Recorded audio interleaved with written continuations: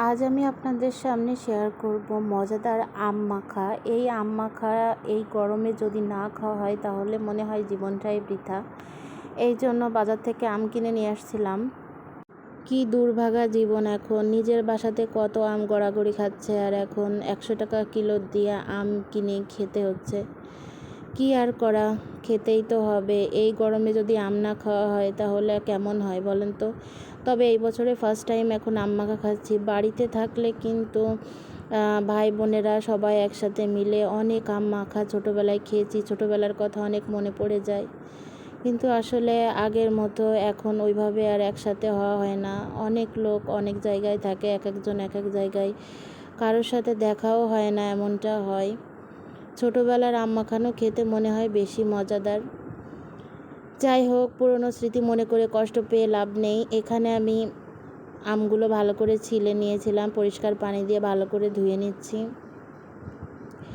বরিশালে আসার পর দেখি এখানের মানুষ যে আম মাখাটা করে এর ভিতরে চিনি দেয়। আমার একটুও ভালো লাগে না, কারণ আম খাবো, যেখানে টক খাবো সেখানে কেন চিনি দিব? চিনি দিলে তো সেটা মিষ্টি হয়ে গেল। আমার কাছে একদম এটা ভালো লাগে না। এরা মাখালে খুব একটা টেস্টি হয় না। মনে হয় আমাদের যশোরে আমরা যেমন আম মেখে খাই সেটাই হচ্ছে একদম বেস্ট। এই জন্য আজকে ভাবলাম গ্রেটার দিয়ে গ্রেট করে আম মাখা খাবো। এই জন্য আমগুলো ভালো করে বড় যে ছিদ্র ছিল ওইটা থেকে আমি গ্রেট করে নিচ্ছি। এতে করে বেশি মিহি হবে না, খেতেও অনেকটা ভালো লাগবে। আর বেশিরভাগ ক্ষেত্রে দুপুরবেলা আম খেতে খুব ভালো লাগে, তাই না? আমি যে যখন ভিডিওটা করছিলাম তখন দুপুরবেলায় ছিল, রান্না টান্না শেষ করে একেবারে তারপরে আমি আমটা মেখে একা একা খাইতে কিন্তু খুব একটা ভালো লাগে না। তারপরেও কি করা, একা একা তো খেতেই হবে, তাই না? আমগুলো গ্রেট করা হয়ে গিয়েছে।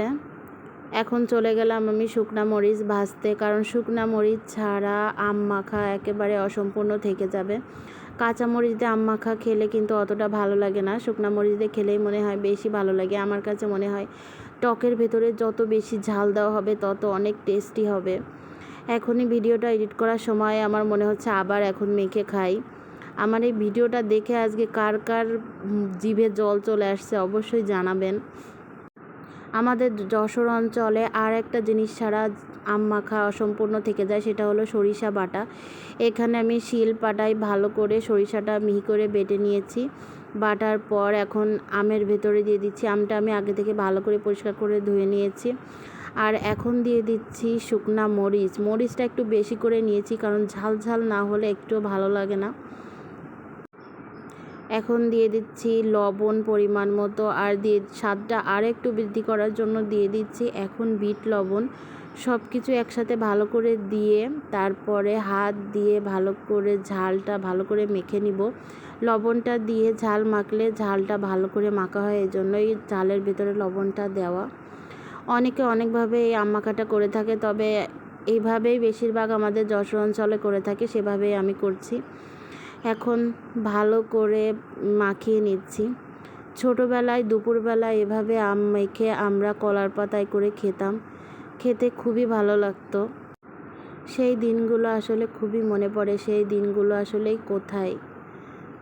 যখন ছোট ছিলাম তখন মনে হতো কবে হব, বড় হলেই মনে হয় সব থেকে ভালো। এখন মনে হয় বড় কেন হলাম, ছোট থাকতেই বেশি মজা বেশি আনন্দ ছিল, ছোট থাকলেই ভালো হতো। যাই হোক, এখানে আমার আম মাখাটা রেডি হয়ে গিয়েছে। এখানে আমি হাজব্যান্ডের জন্য উঠিয়ে রাখছিলাম যে অফিস থেকে এসে খাবে। আজকের আম মাখাটা কার কার কাছে কেমন লেগেছে অবশ্যই কমেন্ট করে জানাবেন। আল্লাহ হাফেজ।